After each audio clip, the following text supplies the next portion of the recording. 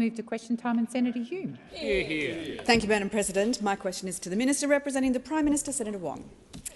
Last April, the Prime Minister said, I'll say this very clearly, Australians will be better off under a Labor government. But yesterday, the ABS released data showing that inflation remains far too high, with core inflation at 5.3% year-on-year. In the last year, the price of fuel has gone up 8.6%. Food and drink are up 5.3%, electricity is up 10.1%, gas has gone up by 13%, and OECD data shows that living standards have fallen more in Australia than in any other comparable country. Minister, will you now admit that Australians are suffering a cost of living crisis under this Albanese government? Thank you, Senator Hume. Minister Wong. Thank you, President. I thank Senator Hume for a question on the economy, and I would say to her and to the chamber that this government understands very deeply, and so does the Prime Minister, that Australians are doing it tough, and that cost of living is the first issue that is raised with all of us by so many Australians and their families, and that is why we are working so hard, both in terms of returning a budget surplus, but also the measures that we have put in place to deal with inflation and to do what we can to put downward pressure on inflation. And it was pleasing to see the monthly CPI indicator showing inflation moderating to 4.9%, down from 5.6% in September. Now, obviously, that's still too high. But it is welcome news, and certainly monthly inflation is lower than what it was at the election last year. Which was just over 6%, I think, under those opposites. So that figure is a significant moderation from last month's inflation numbers, much lower than the median market expectation. Yes, I take the interjection. It is 1 month. It is, and we have a long way to go. But this is a government that has put in place, for example, an energy plan which ensured that instead of energy prices having rising some nearly 18.8%, nearly 19%, as it would have done, because of the measures that we put in place, rose by 8.4%. And I would remind those opposite, when they come in here worrying about— Minister Wong, please resume your seat. Senator Hume. Order, Madam President, and I have allowed the minister to go on now for 1 minute and 30 seconds. The question, though, was, are Australians suffering under a cost of living crisis under this government? Thank you, Senator Hume. And there were a significant preamble to that question, the minister's being directly relevant. Minister Wong, please continue. I dealt with it first up, and I think, as the senator knows, because she does understand this, that inflation is directly relevant to the question she asked, and so to energy prices. And I would remind her that she and her colleagues voted against the energy price release. So you are the party of higher energy prices, and you are the party, therefore, of higher inflation. Thank you, Minister Wong. The time for answering has expired. Senator Hume, first supplementary. Thank you, Madam President. Despite the Prime Minister's protestations to the opposite, the RBA Governor has said last week that sticky inflation in Australia is, in fact, homegrown. Why is it that a Labor government always seems to cost you more? Thank you, Senator Hume. Minister Wong. Well, it is the case that the drivers of inflation are multifaceted. Senator Hughes. It is the case that drivers of inflation are multifaceted, and we don't walk away from that, which is why we have put in place those measures which are contributing and have contributed to downward pressure on inflation. And we see that, particularly in the context of energy prices and also in the context of our fiscal policy. Well, you are smart enough, Senator Hume, to understand. Well, you are. You are smart enough to understand what would have been, and maybe you might want to explain to your colleagues what would have been and what the prices would have been if the government had not put in place the energy plan, and inflation would be higher. And I would also make the point, that we have delivered a surplus, a $22.1 billion surplus. Thank you, Minister. I know that pains you. I know that pains. Order. Thank you, Senator Patterson. When I call order, I expect there to be order, and I would ask senators to stop clapping. It adds to the disruption in this place. Senator Hume, second supplementary. Thank you, Madam President. Minister, the Salvation Army has said that Australians will be going into debt to pay for Christmas, with 31% seeking to use a credit card to pay for Christmas expenses, up from 18% last year. 23% will struggle to afford enough food to eat this Christmas, 34% will find paying utilities challenging, and 30% will struggle to pay their rent or mortgage repayments. Minister, is it correct to say that life isn't easy under Prime Minister Albanese? Yeah. Thank you, Senator Hume. Minister Wong. Well, I would refer the senator to the targeted relief for those on income support payments, which were such an important part of our previous budgets and which form part of the $23 billion of measures we have put in place. But yes, we understand people are doing it tough. They are. If I may point out, what are the things governments can do about inflation? They can run fiscal policy that delivers a surplus. Now, you might want to belittle that, which is what you did when I mentioned it before, but that is one of the things governments can do. You can run a surplus, which is what we did at the last budget. Other thing, well, I'll take that interjection. Senator Hume seems to want to focus on public servants. We're going to have a sacking public servent approach to inflation from the coalition. That's their great plan. We're going to sack a few more public servants. I mean, really. We're going to vote for higher energy prices. That's what we're going to do. That's their inflation plan, everyone. Higher electricity prices and sack a few workers. Minister Wong. Senator McGrath, the chanting and the constant disruption is disorderly. I ask you to cease. Just a moment, Senator Green. I draw to the attention of honourable senators the presence in the gallery of a parliamentary delegation from the Federal Democratic Republic of Nepal, led by the chairperson of the National Assembly, the Right Honourable Ganesh Prasad Timosina. On behalf of all senators, I wish you a warm welcome to Australia and in particular to the Senate. Senator Green. Thank you, President. My question is to the Minister representing the Treasurer, Senator Gallagher. Minister, Westpac in its October CPI indicator report said government policies are holding down inflation. Can the Minister tell us how the government's comprehensive cost of living package is delivering tangible benefits for Australians while also tackling inflation? How is the government's rent assistance package and electricity bill price relief making life easier for Australians while also not adding to inflation? Minister Gallagher. Thank you for the question. I thank Senator Green for it. We are working hard, and I support the remarks made by our leader into the question earlier, to support Australians with cost of living relief without adding to the inflation challenge. And the latest ABS data has shown some good moderation month to month, from 5.6 to 4.9%. Westpac, in its CPI indicator report released today, said, and I quote, "Government policies are holding down inflation." While the Deloitte Access Economics Budget Monitor, November 2023, on the fiscal responsibility of the Albanese Labor government said, and I quote, "The government took the option to bank most of the additional cash at the time of the 23-24 budget in May, which was good for the country's fiscal position and didn't add significantly to inflation.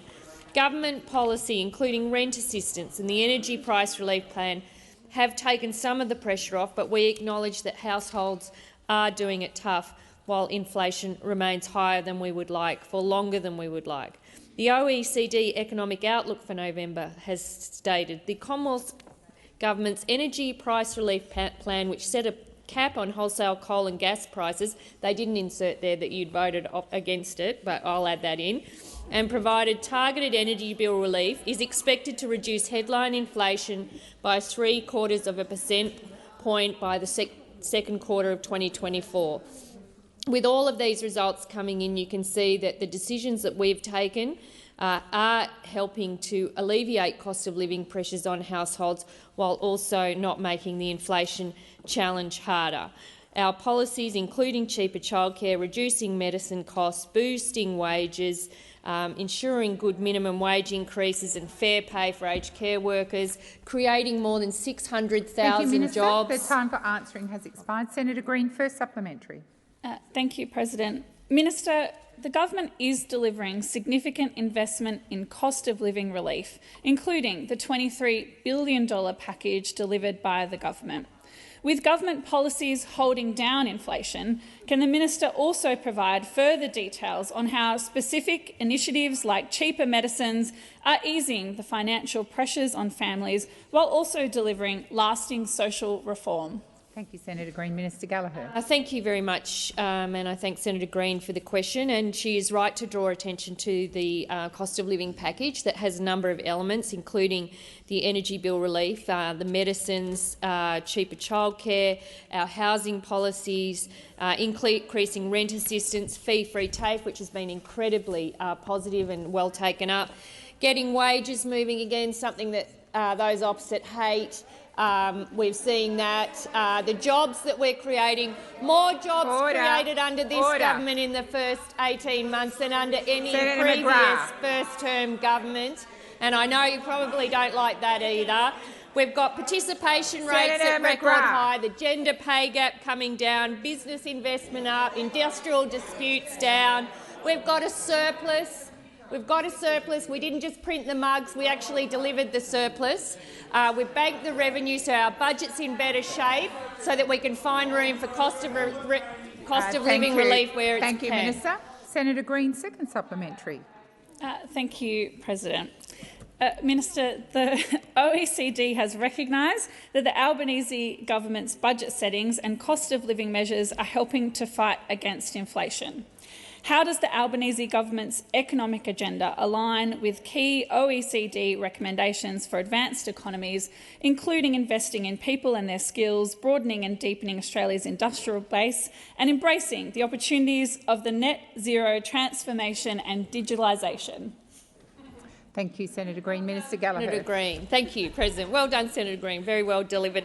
And again, Senator Green is right to draw our attention to not only the cost of living relief and the fact that we are managing the budget responsibly and our fiscal restraint and our spending restraint is assisting with the inflation challenge. But at the same time we're doing that, we're managing the budget better, we're investing in cost of living relief, we're also investing in the productive side of our economy, doing the long-term investments that will drive economic growth across our economy, in skills, in the clean energy transition, in our housing policies. All of these areas so important to the future of this country, areas that weren't addressed under the former government, where we saw a decade of delay. And perhaps the energy transition is the most stark example of that. But the housing shortage is also a stark reminder of what happens when those opposite in government do nothing and fail the national interests of this country. Thank you, Minister. Senator Duniam. Thank you, President. My question is to the Minister representing the Environment, Minister Senator Wong. And I refer the Minister to the announcement by Minister Plibersek to consult over Christmas no less on whether to allow salmon farming on Macquarie Harbour on Tasmania's west coast to continue. Given the Minister has already indicated in her letter to the Tasmanian Premier of the 6th of November that the Labor government would likely require the industry to pause, in other words, shut down, will the Minister guarantee that not a single one of the 400 West Coast salmon industry jobs will be lost because of this Minister's and this government's decision? Thank you, Senator Duniam. Minister Wong.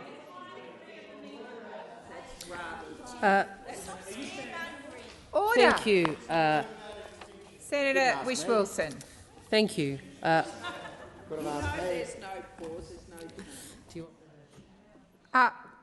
Senators, your interjections are disorderly. I've called the Minister. Answer the question.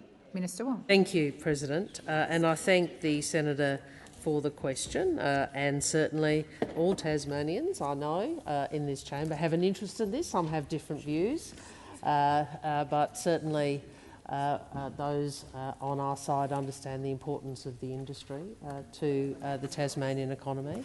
And I'll take the interjection from the Shadow Attorney-General saying, you know, making yet again baseless accusations, baseless assertions.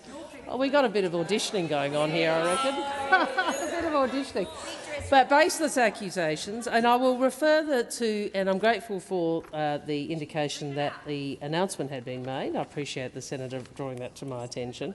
I see here that that Ms Plibersek has made an announcement in relation to consultation on salmon farming in Macquarie Harbour. The second page of that statement says salmon farming in Macquarie Harbour does not have to pause while this occurs. So I assume that the senator may not have read that statement at the time he asked me that question.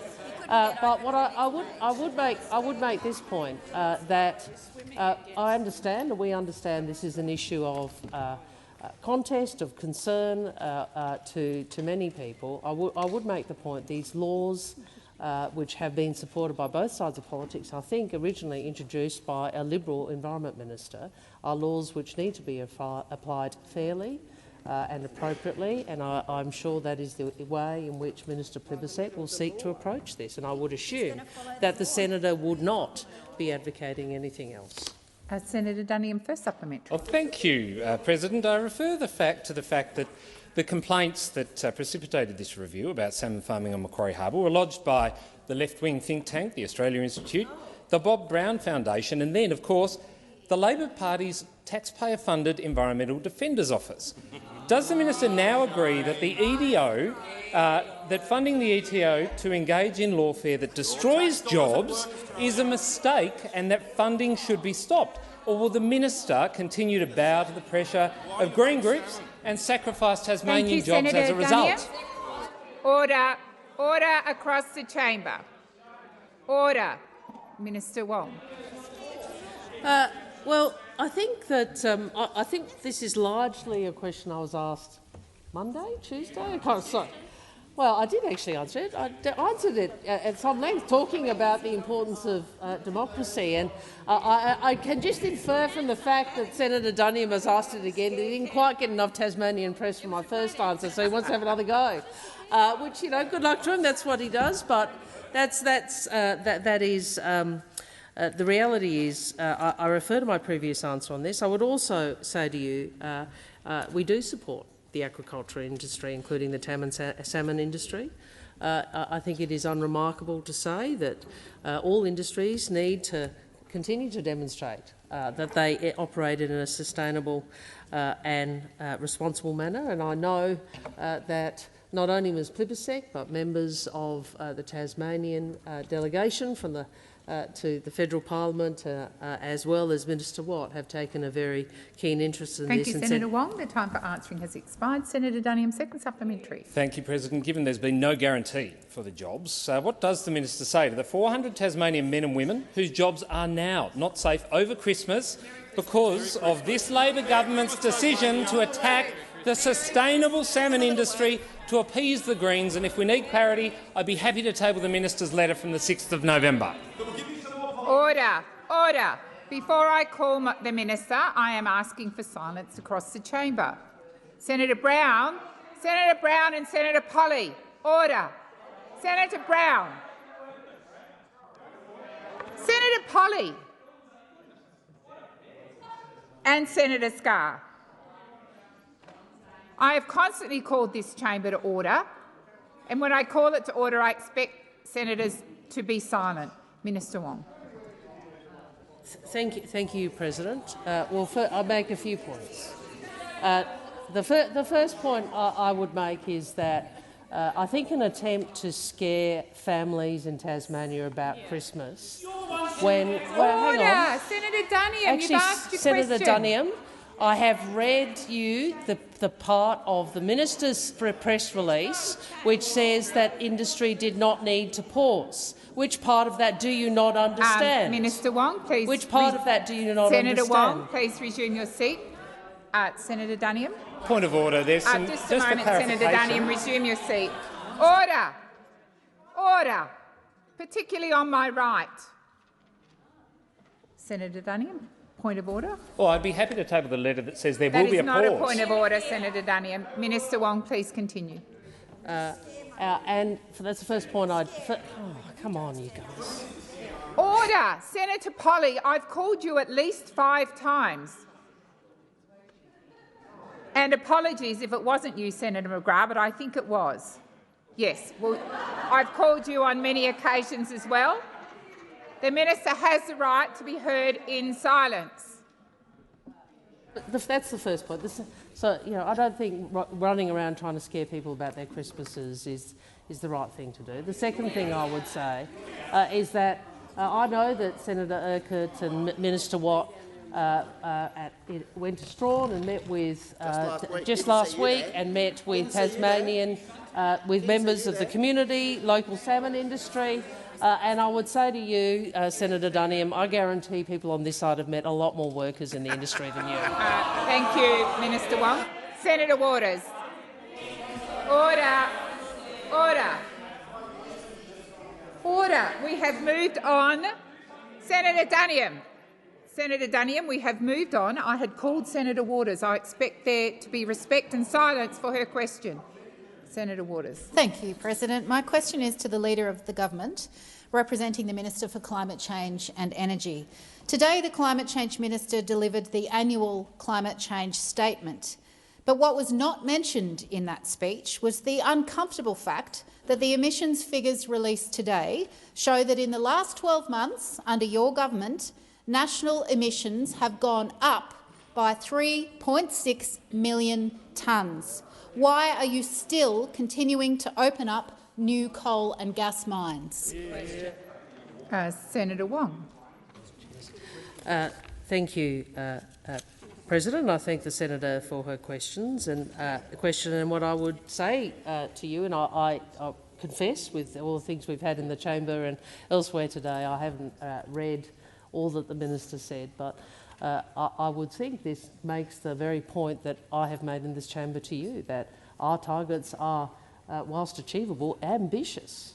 And this is the fundamental difference between your party and our party, is that we have for many years wanted to take action on climate change. We have fought to take action on climate change. We have brought legislation into this chamber, including for an emissions trading scheme, which was sunk by your party. We understand we have to transition one of the an economy which is very emissions intensive to be able to be competitive in a world which is moving to net zero. And we also understand that you don't do that by engaging in stunts and slogans. You don't do that by coming into the chamber and asking questions. You don't do that by making political points. You do that by doing what Minister Bowen is doing, which is to put in place the policy mechanisms to drive that change.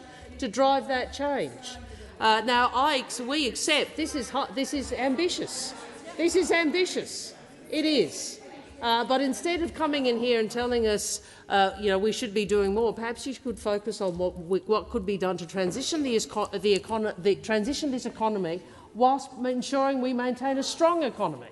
Because the answer cannot be that we don't transition to an economy that is equally prosperous and is equally resilient. We have to continue to make sure we have a prosperous and resilient economy as we make this transition. And herein lies the difference between the Greens and the Labor Party. Senator Waters, first supplementary. Thanks very much, President. Minister Bowen rightly told the House that the climate crisis is a national security crisis.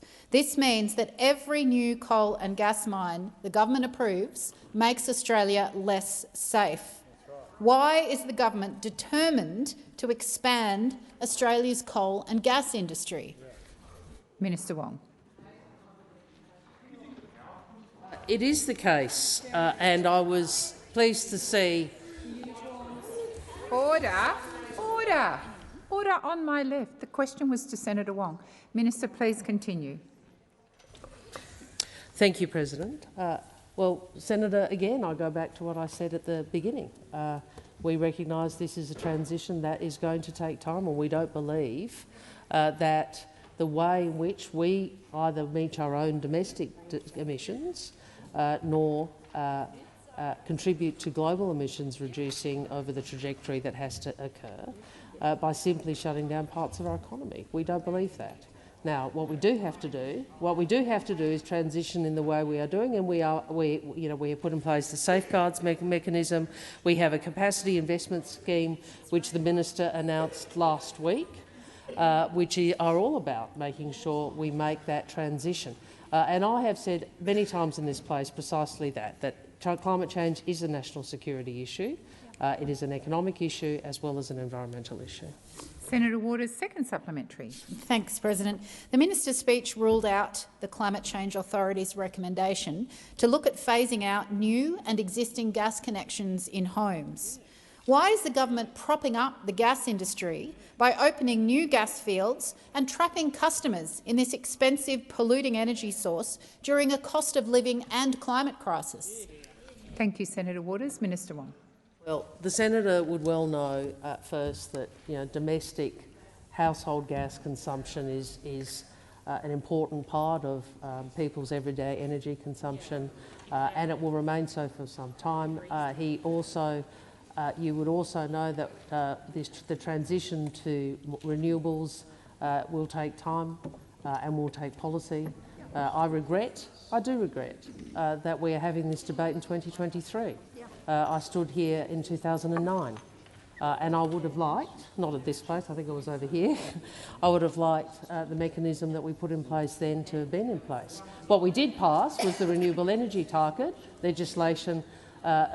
Expansion of that target was legislation I introduced, and that has been successful. And it shows what you can do when you have a regulatory system which actually drives investment in renewables and in the transition which is required. Thank you, Minister. Senator Dodson. Thank you, President. My question is to the Minister representing the Prime Minister, Senator Wong. Why is the Albanese government committed to continuing on the path of reconciliation? Minister Wong. Thank you, President, and thank you, Senator Dodson, for this question on what is your last day in the Senate. And it is a question that goes to Senator Dodson's life's work. And for many Australians, Senator Dodson is the father of reconciliation. And I know that the disappointment he felt that we share about the referendum was profound. And I ask all of us to reflect on his words yesterday about the result. He said the 60-40 spread of that vote makes it an Australian problem. It is not an Aboriginal problem. We need to seriously think now of the way in which our civil society knits together with this diversity and difference. Knits together. So this cannot be the end. And I say to senators, this is not something we need to think about only from the point of view of closing the gap, as important as it is. We need to think this is something we need to think about in terms of healing our nation. This is about the country we choose to be. Will we allow history to entrench difference and disadvantage, or will we decide to build a future that unites, which is what Senator Dodson has been seeking all his life? I know we are all saddened that Senator Dodson leaves this place when there is still so much to be done. But I would say to all of us, it is our job to continue his legacy and to continue the task he set out in his first speech. If we work to find what we have in common rather than what divides us, I believe we can be a better people. We can build a better Australia. We can build a better place for the next generation together. Thank you, Senator Wong. Senator Dodson, first supplementary. Thank you, President. Does the Minister believe that in order to achieve justice for First Peoples, we need to work constructively and bring Australians together? Thank you, Senator Dodson. Minister Wong. Yes, I do, Senator Dodson, and I know you do too. And in fact, you have been a leader in that for all your life. That is your legacy. And we know it is always easy to use difference to divide. It is always easy to use prejudice to divide. It's always easy to score political points, but none of that builds a path to a better and more just future for all of us. If I may remind the chamber of what Senator Dodson said in a State of Reconciliation report, State of Reconciliation in Australia report previously. He said this: reconciliation must transcend Australian political theatre and promote a sense of national unity. The soul of our nation cannot be a target for political slings and arrows, and on his last day here, I urge all of us to reflect on what Senator Dodson has taught us. We are all better off when we are reconciled, and justice is only achieved when shared by all. Thank you, Minister Wong. Senator Dodson, second supplementary. Thank you, President. Minister, why does the way we talk to each other matter for the kind of country we live in and the country our children inherit? Minister Wong. Each of us has a role in making Australia a better place, and our words and our deeds shape the lives of all Australians. We know in the wake of the referendum many are hurting. We know Jewish communities, Palestinian communities and many more Australians are so distressed by the conflict in the Middle East. We must maintain respect for each other and for each other's humanity. There is no place for prejudice in this country. And when we speak, let us strive to speak with understanding for difference, and let us strive to speak with mutual respect. Let us strive to always remember our diversity is one of our greatest strengths. At a time of heightened tension, at a time of distress when people are hurting, we all have a responsibility to bring people together. Senator Dodson, no one has done more to bring Australians together than you. And on behalf of the Labor Party here in the Senate, and I'm sure I speak for many others, I thank you for all you have done for our country. Senator Tyrrell. President, my question is for the Minister representing the Minister for Infrastructure, Senator Watt. The 2017 Launceston City deal identified 33 projects to increase job growth and support an increase in population, all while creating a vibrant, livable city. 5 more projects were later added. The City deal has delivered a number of projects that bring new life into my home city of Lonnie, including the UTAS relocation and transformation project, the Albert Hall revamp and the Tamar Estuary improvements. In 2019, the Launceston City deal was extended to be a 10-year plan ending in 2027. Minister King has committed to finishing off the existing programs. Minister, of the 38 projects promised to the people of Launceston, how many have actually been delivered? Thank you, Senator Tyrrell. Mr Watt. Thank you, President, and thank you, Senator Tyrrell. I recognise your commitment to seeking better and more modern infrastructure for Tasmania. And when it comes to Launceston, I know that's an ambition that's shared in particular by Senator Polley, who's based in Launceston. As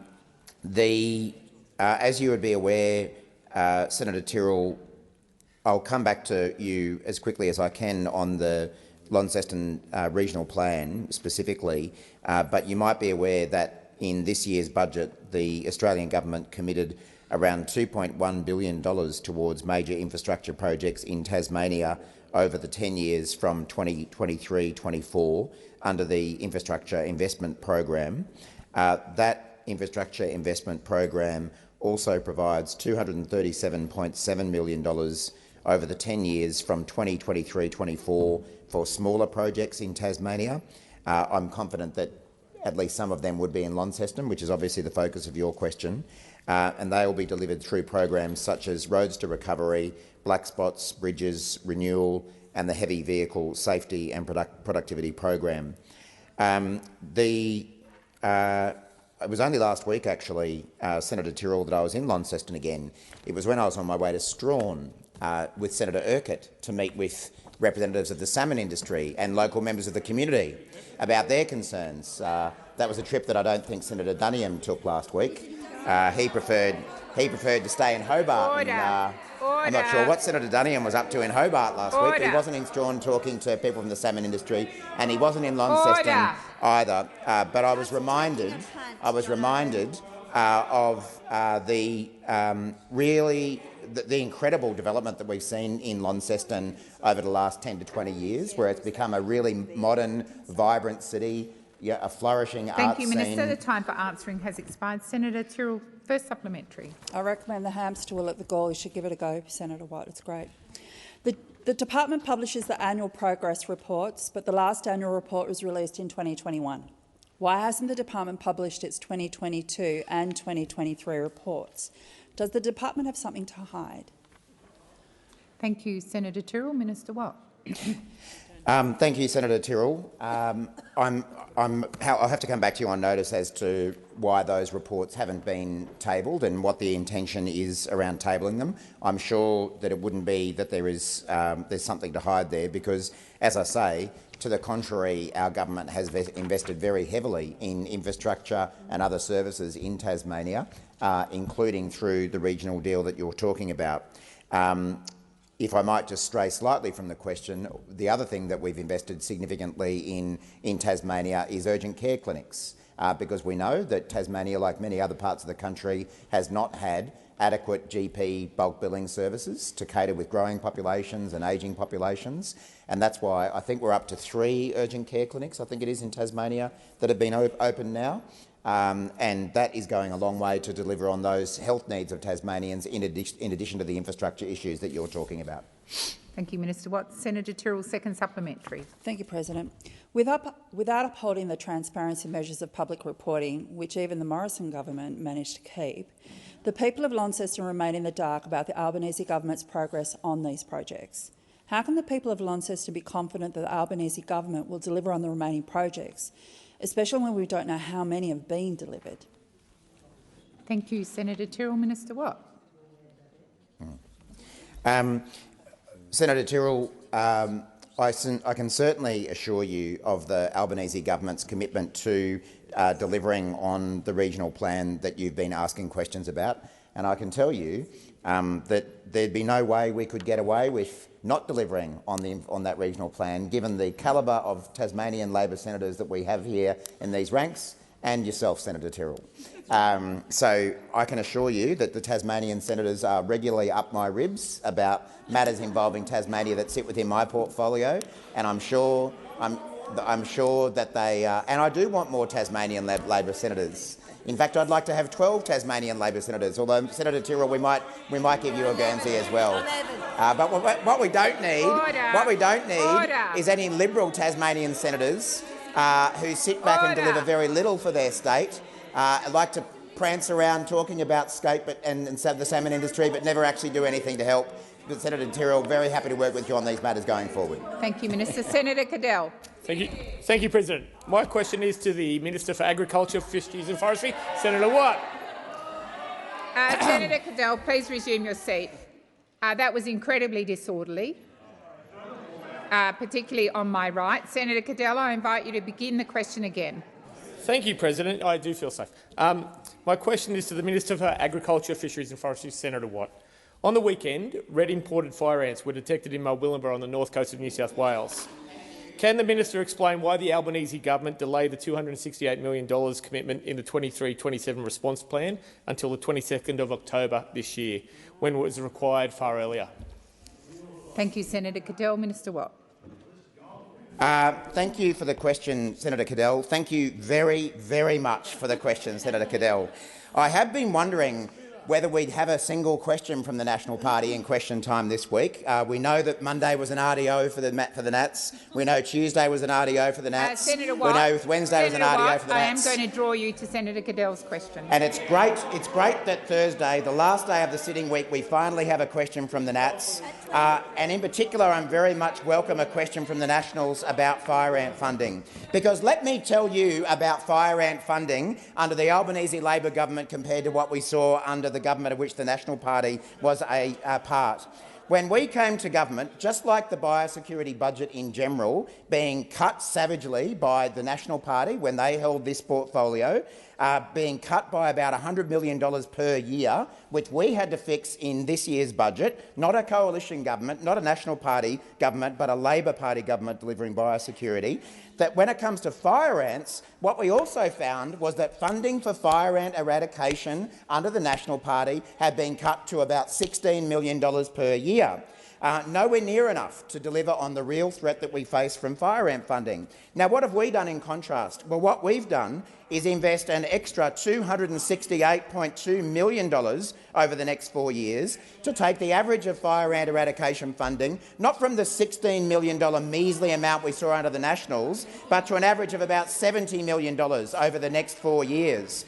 And in fact, the reason I'm particularly grateful for you asking this question, Senator Cadell, because I wasn't able to get it up as a Dixer this week because there's been too many other things to cover, is that I was intrigued to find Mr Littleproud, the leader of the National Party, yesterday on Sky News, telling our government that we shouldn't be providing any more funding for fire ant eradication to Queensland. So you actually want to cut the funding that we've now installed and leave fire ants run rampant. What a disgraceful position of the National Party. Thank you, Minister. Senator Cadell, first supplementary. The National Red Imported Fire Ant Eradication Program stated that the strategic review taken at least $200 to $300 million per year will be required for ongoing eradication to achieve by 2032.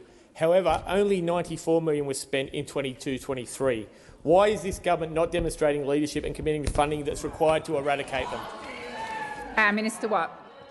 Thank you again, Senator Cadell. It's not often that you get an over where you get 6 full tosses in a row, but here we go. I'm looking forward to the third one as well.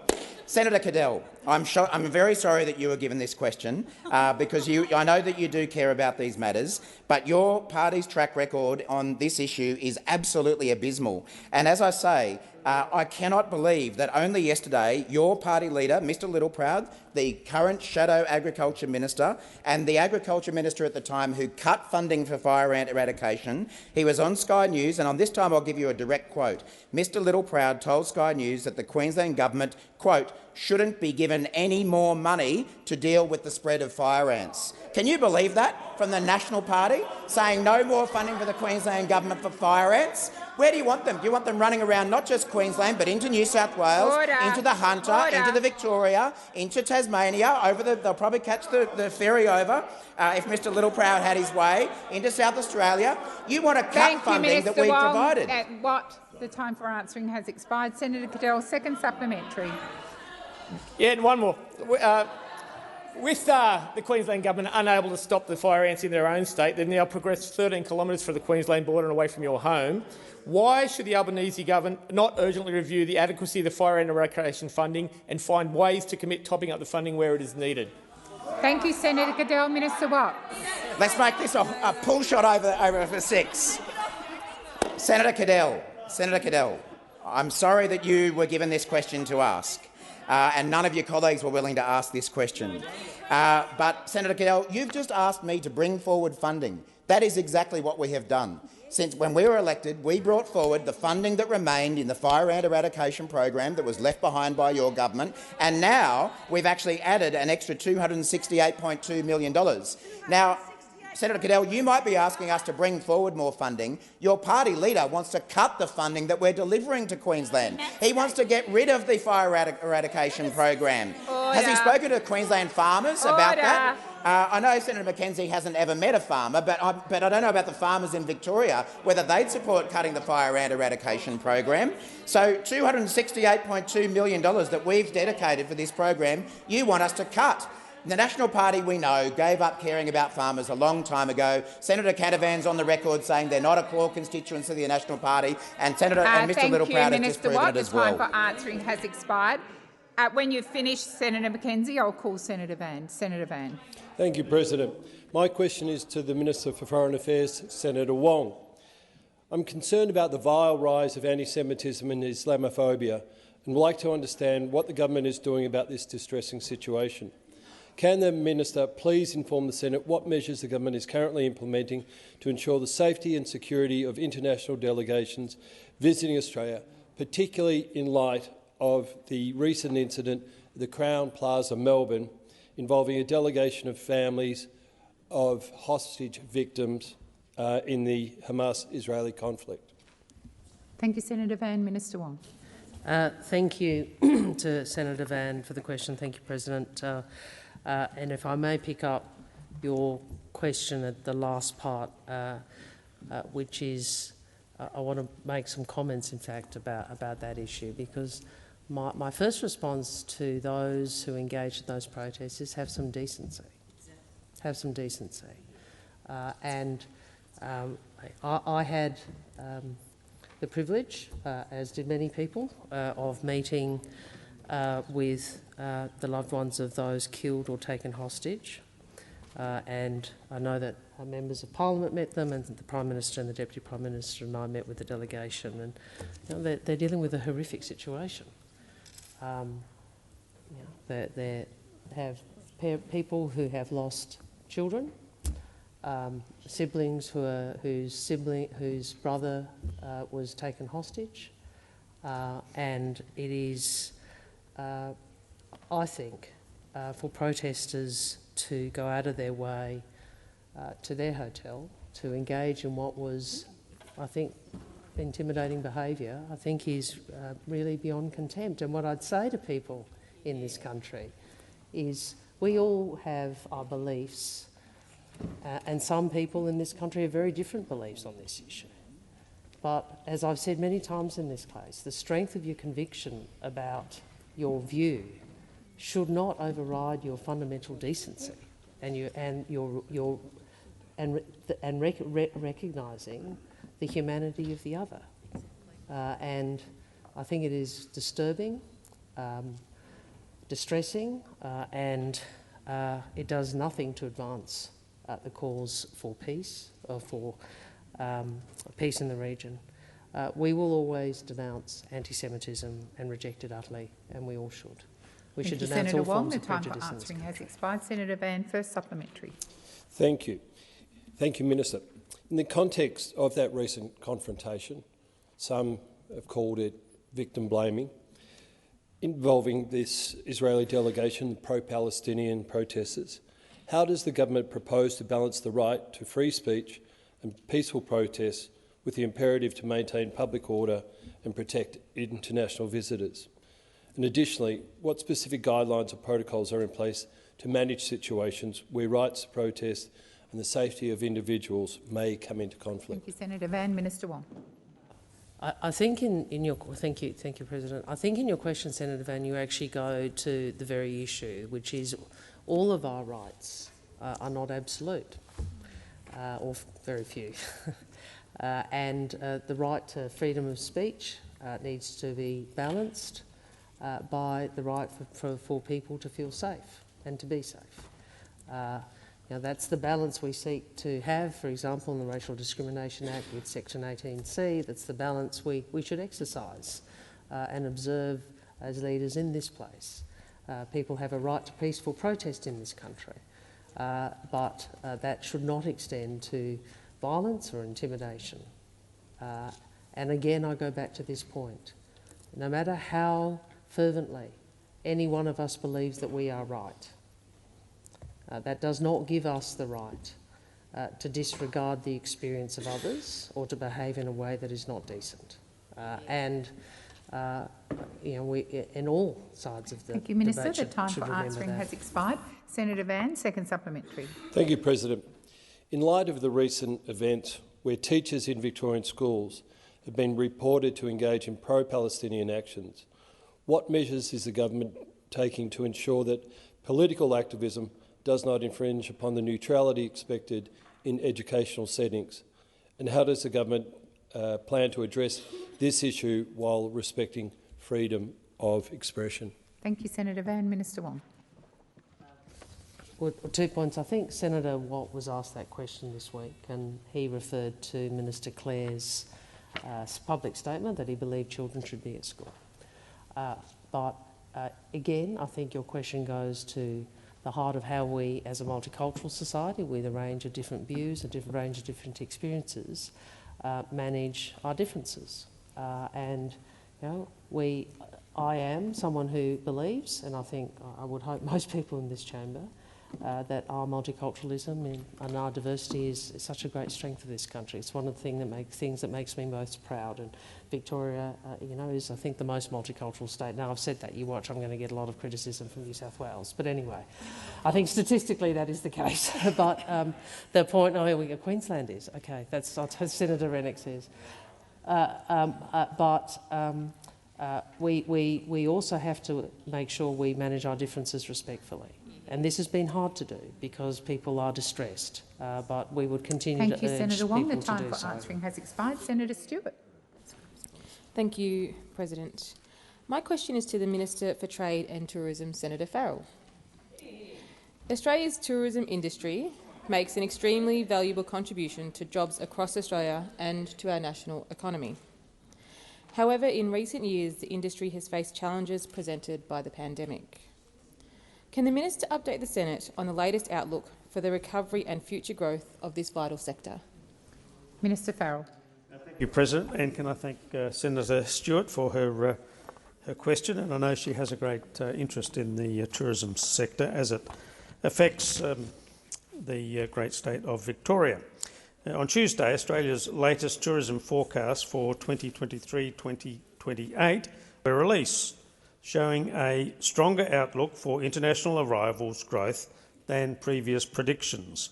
The forecast tells us that international tourist spend in Australia will exceed pre-pandemic levels in 2024. International arrivals in Australia will exceed pre-pandemic levels in 2025, and domestic tourism spend, which already exceeds its pre-pandemic level, will continue to rise, and in Senator Stewart's home state, domestic visitor nights are due to increase by 8% this year. This is thanks to the reopening of China to outbound travel and a more positive look for the return of Chinese visitation to Australia. Sustained high growth in international arrivals to Australia throughout 2023 to date, and continued reopening of flight routes and commencement of new flight routes connecting Australia to the broader markets. Of course, President, we know that tourism businesses still face challenges. Unlike those opposite, who withdrew critical support nearly a year before Australia's international borders reopened, this government is committed to continuing our work with industry to help it rebuild and grow. We're delivering a package of support designed in consultation with industry to address the challenges industry identified as barriers to its recovery. And as the tourism forecasts show, the outlook for the future of Australian tourism industry is a positive one. Thank you, Minister Farrell. Senator Stewart. Thank you, Minister, and thank you for those great statistics, especially for Victoria.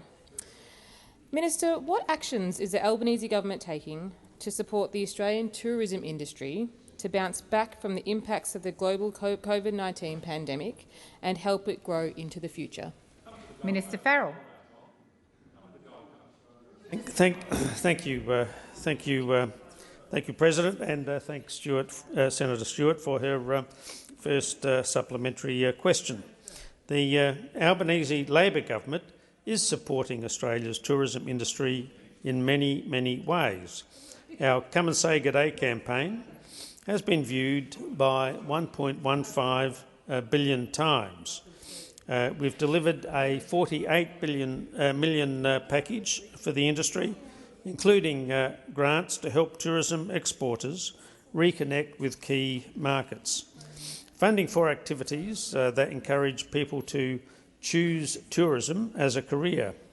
And, of course, helping caravan park operators like Paul and Teresa Boswell in Palm Cove, who are installing an accessible swimming pool thanks to a $100,000 grant under our $10 million caravan Thank you, Minister. park program. The time for answering has expired. Senator Stewart, second supplementary. Thank you. Minister, how is the Albanese government working with Australia's tourism industry to help businesses future-proof themselves and adapt to changing consumer expectations, including through helping them offer more sustainable and attractive experiences to both domestic and international visitors? Thank you, Senator Stewart. Minister Farrell. Thank you, President, and can I thank Senator Stewart for her second supplementary question. We know through consumer demand research that more travellers are considering sustainability when planning their holidays. The Albanese Labor government wants Australian tourism businesses to benefit from this burgeoning market. That's why last week I joined my state and territory colleagues to launch the Sustainable Tourism Toolkit.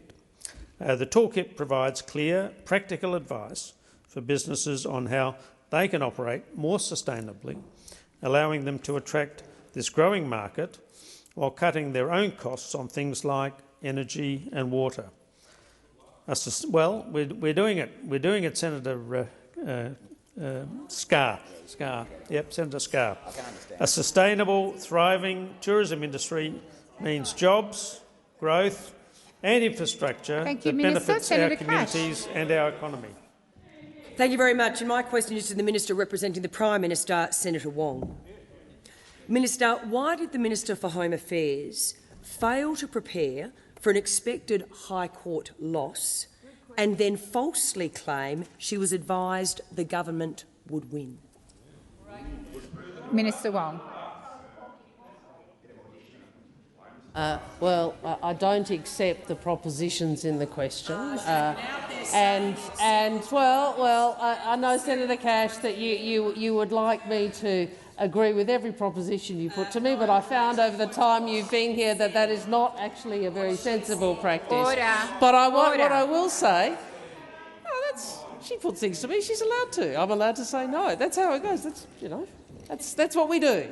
What I would say to the senator is that we know that we have been confronted with not one but two, actually, High Court decisions which have struck down laws that either were put in place by you, Senator Ruston.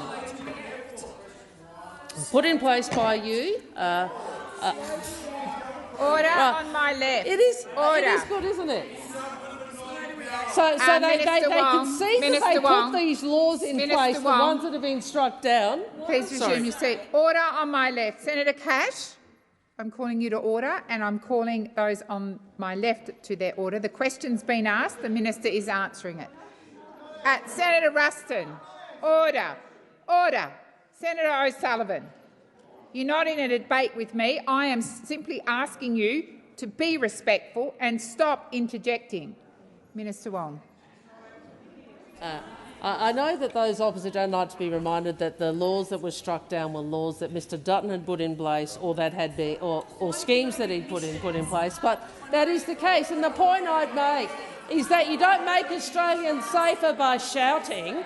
You make Australia, or by putting in place laws which the High Court strikes down. Order. But that seems to be Mr Dutton's approach. That seems to be Mr Dutton's approach. We have made sure... Please resume your seat. Once again, order on my left. Senator Ayres. Minister Wong, please continue. Thank you. The government has, at all times, made community safety our first priority. You know what those opposite have made the first priority? Their political interest. You can always count on the coalition.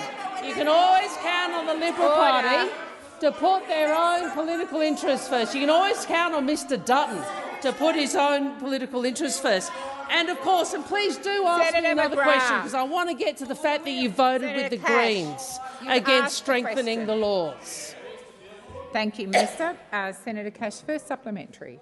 Thank you. And Minister, the Minister for Home Affairs claimed urgent laws to address this crisis weren't necessary until the coalition wrote them for her.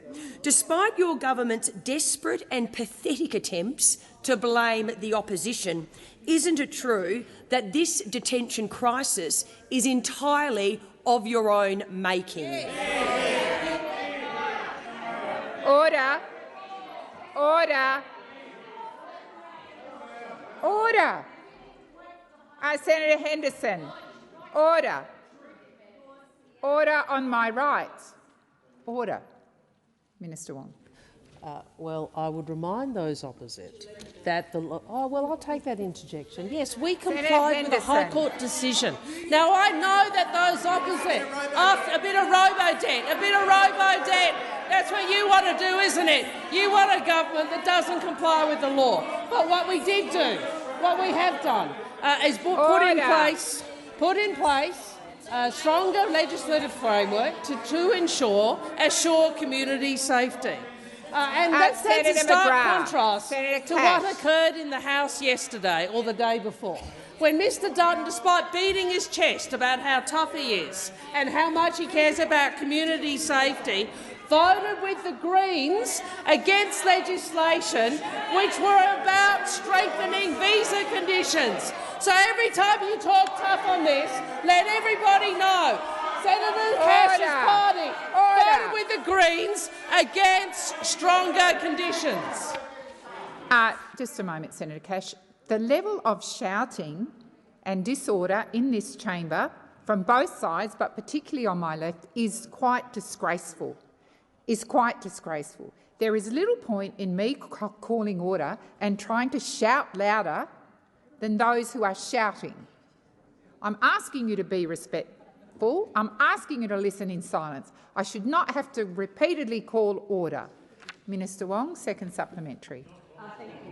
Minister, Senator Cash. The Minister for Home Affairs claimed the Coalition's preventative detention proposal was, and I quote, utterly impossible. But then she said the parliament would rise without legislating it. And now the minister can't or won't explain how one of the 141 criminals she released managed to escape to avoid the authorities. Why is a minister's job safe when the Australian public is not? I am not going to call the minister until there is silence. Senator Brown, that applies to you. Order. Order. Minister Wong. Thank you, President. Well, what we do know about those opposite, when it comes to national security, they look for political advantage, but they never offer solutions. And let's remember, did you know that Mr Dutton intervened as the then Minister for Immigration to allow the Minister Wong, please resume your seat. I would expect that when I ask for silence in this chamber, that it will be respected. I should not have to sit the minister down. I should not have to repeatedly remind senators in here that shouting is completely disorderly. It is not your role to shout louder than the person responding, whether you like it or not. It is your role to sit in silence, and that is what I expect. Minister Wong. Mr Dutton intervened as the then Minister of Immigration to allow the convicted paedophile at the centre of the High Court case, NZYQ, to apply for a new visa in 2016. Instead of seeking to remove him from Australia, he made a decision that enabled the convicted person to stay in Australia. So he is in Australia until the day the High Court made the decision because of a decision of Mr Dutton. Please resume your seat. Order. Order. Senator Hanson-Young. Order. I have a Senator, Minister Wong, I have Senator Hanson-Young on her feet. Order. Senator Patterson. I'll remind you all that Senator Hanson stood halfway through those incredibly loud and rude and disrespectful interjections, particularly from those on my left. Senator Hanson-Young, I suspect I can guess what you're going to call your point of order on, but please go ahead. Thank you, President. You've made my point of order for me. Thank you. Thank you, Minister Wong. So further questions be placed on notice. Thank you.